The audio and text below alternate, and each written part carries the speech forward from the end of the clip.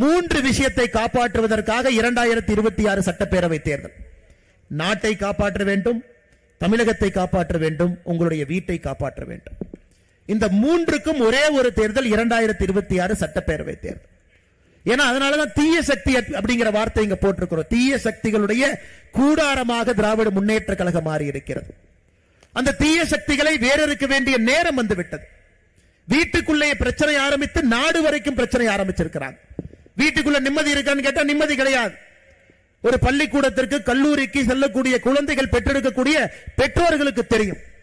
நல்ல குழந்தைகளை கூட திராவிட முன்னேற்ற கழகத்தினுடைய ஆட்சியில சந்தேகப்படுறோம். நம்ம குழந்தை பைக்குள்ள கஞ்சா போட்டு இருக்குமா? நம்ம குழந்தையினுடைய நண்பர்கள் யார்? தமிழ்நாடு முழுவதுமே கஞ்சா புழக்கம் அதிகமாகி விட்டதாக சொல்றாங்களேன்னு நம்ம பெத்த பிள்ளையே சந்தேகப்படும் அளவுக்கு திராவிட முன்னேற்ற கழகத்தினுடைய ஆட்சி இந்த 4 ஆண்டு காலமாக இருக்கிறது. அருமை சொந்தங்களே, வீட்டுக்குள்ள பிரச்சனை. வீட்டுல பெண் குழந்தைகள் நம்ம கிட்ட இருந்தா பத்திரமாக வெளியே சென்று விட்டு பத்திரமாக வீட்டுக்கு வருவாங்களா? மனசுக்குள்ள ஒரு சின்ன பதபதைப்பு இருக்கு. நம்முடைய குழந்தை சும்மா இருந்தா நாமளே செல்போனை கூப்பிட்டு கேட்கிற, கண்ணு நல்லா இருக்கிறியா, எங்கம்மா இருக்கிற? அந்த பாப்பா கேட்குது, ஏன் பார்த்து அடிக்கடி போன் பண்ணிட்டு இருக்கிற, பஸ் ஸ்டாண்ட்ல தான் நின்று இருக்கிற, வீட்டுக்கு வந்துருவேன் சும்மா இரு. அந்த அளவுக்கு நம்முடைய குழந்தைகளுடைய உயிரின் மீது நமக்கு ஒரு அச்சம் இருக்கிறது. வீட்டுக்குள்ள இருக்கக்கூடிய பிரச்சனை, தமிழ்நாட்டில் இருக்கக்கூடிய பிரச்சனை உங்களுக்கு தெரியும். எங்கே திரும்பினாலும் கூட லஞ்ச லாவண்யம், எங்கே திரும்பினாலும்.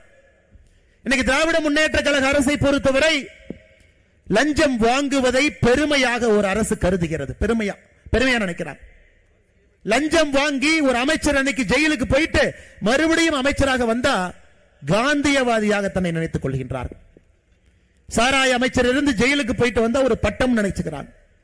பொன்முடியை போன்ற அமைச்சர்கள் அளவுக்கு அதிகமாக சொத்து சேர்த்து நீதிமன்றமே இல்லை, அவர் எம்எல்ஏவாக இருப்பதற்கு தகுதி இல்லைன்னா உச்ச நீதிமன்றத்திற்கு போய் அதற்கு ஒரு இடைக்கால தடை வாங்கி கொண்டு வந்திருக்கின்றார்கள். தன்னை ஒரு காந்தியவாதிகளாக நினைச்சுக்கிறாங்க. பாருங்க, கர்ம வீரர் காமராஜரை இழந்த பொழுது நேர்மைனா ஒரு இலக்கணம் இருந்துச்சுங்க ஐயா. நேர்மைனா இலக்கணம் இருந்தது. இன்னைக்கு அநியாயம் பண்றவனுக்கு மரியாதை இந்த நாட்டில், தவறாக சொத்து சேர்ப்பவனுக்கு ஒரு மரியாதை.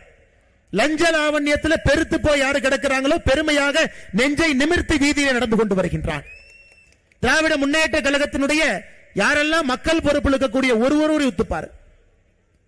இலவச வேட்டி சேலையில ஊழல், நீங்க பாருங்க, டாஸ்மார்க்ல ஊழல், அதை பத்தி நான் பேசுறேங்க ஐயா. எல்லா இடத்திலும் கூட இவங்க ஊழல் கரைப்படியாத ஒரு இடம் இன்னைக்கு தமிழ்நாட்டில் இல்ல. லஞ்ச லாவண்யம் என்பது இன்னைக்கு மக்களை ஏற்றுக்கொண்டு விட்டார்கள் என்று திமுக காரன் மார்த்தட்டான். மக்களே அதை பத்தி பேசல. பாஜக காரனுக்கு வேற வேலை இல்லையா? நீ எதுக்கியா லஞ்சத்தை பத்தி பேசிட்டு இருக்கேன்? இது ஒரு பக்கம். அடுத்து நாட்டுக்கு கேடு. நாட்டை பொறுத்தவரை அருமை சொந்தங்களே, இன்னைக்கு இந்தியா முழுவதும் தமிழகத்தை உத்து பார்க்கிறாங்க.